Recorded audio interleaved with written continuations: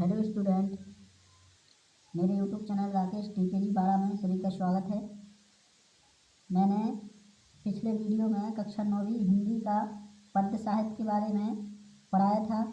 उसके objective type जितने भी क्वेश्चन होते थे वो मैंने बता दिए थे।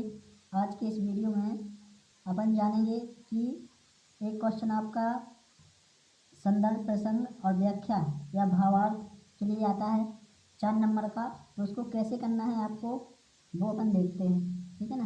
तो इसके लिए आपको एक ज़रूरी बात है कि जितने भी आपके लेसन दिए गए हैं हिंदी में उन सभी के आप नाम याद कर लीजिए और उसके जो भी कवि हैं या लेखक हैं उनको अच्छे से याद कर लीजिए।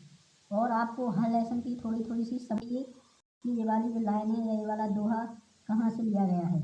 ठीक है ना। जैसे यहाँ पर एक मैंने यहाँ दोहा लिया है, इसको मैं करके बता रहा, ये आपका काव्य खंड में से है। ठीक है ना। और ये 4 नंबर का आता है, तो इसको अपन करके देखते हैं। ऊंचे कुल क्या जन्मिय, जे करने ऊंच ना होए, सुवरन कलश सुरे भरे, साधु निड्ढा सोए। ठीक है ना।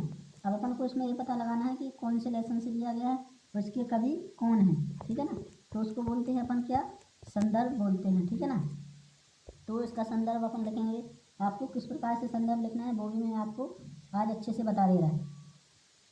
संदर्भ में आपको लिखना है, इसमें लिखा है प्रस्तुत साखी।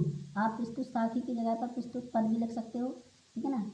दोहा हमारी पाठ्य पुस्तक के साखियाँ शीर्षक से लिया गया है, ये आप लिख सकते हो अपनी भाषा में। ठीक है ना। या फिर प्रस्तुत पद हमारी पाठ्य पुस्तक के पाठ साखिया से लिया गया है, इसके कवि कौन है, कबीरदास हैं। ठीक है ना। ये आपको संदर्भ में लिखना है। इसके बाद प्रसंग में क्या लिखोगे आप, इसमें कबीरदास जी के अनुसार ऊंचे कुल में जन्म लेना तभी सार्थक है जब प्राणी के काल भी श्रेष्ठ हों। अब आपको जितने भी ये दोहा दिए गए हैं उनको उनका अर्थ आपको अच्छे से आना चाहिए। ठीक है ना। तो आपको गाइड में से या टीचर ने समझाया हो तो आपको उनका अर्थ अच्छे से आना चाहिए। जो संदर्भ लिखा जाता है वो अपन को एक लाइन में कंप्लीट करना होता है और प्रसंग लिखा जाता है उसको भी अपन को एक ही लाइन में कंप्लीट करना होता है। ठीक है ना। तो आप अपने अकॉर्डिंगली उसको लिख सकते हो, कोई दिक्कत नहीं होती, आपको नंबर मिल जाएंगे। भावार्थ में क्या है, उसका मतलब उस दोहे का पूरा यहाँ पर आपको अर्थ बताना है। कबीरदास जी के अनुसार ऊंचे कुल में जन्म लेने भर से कोई बड़ा नहीं हो जाता है। मतलब ऐसा नहीं कि कोई बड़े कुल में जन्म लिया तो वो व्यक्ति बड़ा बन गया।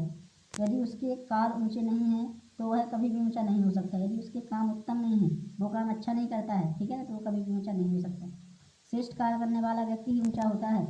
उदाहरण के लिए कवि ने बताया है कि यदि सोने के कलश में मदिरा भरी हुई है तो साधु उस कलश के सोने के होने पर भी निंदा ही करेंगे। ठीक है ना। मतलब कोई भी कितना भी व्यक्ति है, यदि उस व्यक्ति जैसा भी यदि उसके काम अच्छे नहीं है तो कोई भी साधु या कोई भी व्यक्ति उसकी प्रशंसा नहीं कर सकता है। ठीक है ना। अब इसमें आपको काव्य सौंदर्य भी लिखना पड़ता है। इसका मतलब ये होता है कि इसमें आपका व्याकरण से क्या है, ठीक है ना, इसमें किस बारे में चर्चा की गई है। तो इसमें अच्छे कार्य की शिक्षा दी गई है, सरल भाषा तथा दोहा छंद का प्रयोग हुआ है, ये भी आपको लिखना है पेपर में। ठीक है ना। तो संदर्भ, प्रसंग और भावार्थ जो होती है वो इस टाइप से आपको सभी करना है। आप सभी के क्या कर लीजिए, अच्छे से अर्थ याद एक बार कर लीजिए, पढ़ लीजिए। आपको संदर्भ में लिखना पड़ता है कि कौन से लेसन से लिया गया है और उसके कवि। प्रसंग में लिखना पड़ता है वो पूरा का पूरा जो आपको दोहा है या पद है क्या बता रहा है। और भावार्थ में आपको जो भी उसमें समझ में आया है वो उसमें लिख देते हैं। काव्य संदर्भ में थोड़ा सा लिख देते हैं कि जी इसमें कौन सा अलंकार यूज हुआ है, कौन सा रस यूज हुआ है, ठीक है, कौन सी भाषा का यूज हुआ है, क्या आपको उसमें ज्ञान मिला हुआ है। तो इस टाइप से आपको ये संदर्भ, प्रसंग और भावार्थ करना है। ठीक है ना। आप इसको अच्छे से कर लीजिए पूरे लेसन के नाम, फिर इसके बाद अपन नेक्स्ट वीडियो में मिलते हैं। ठीक है ना। Thank you.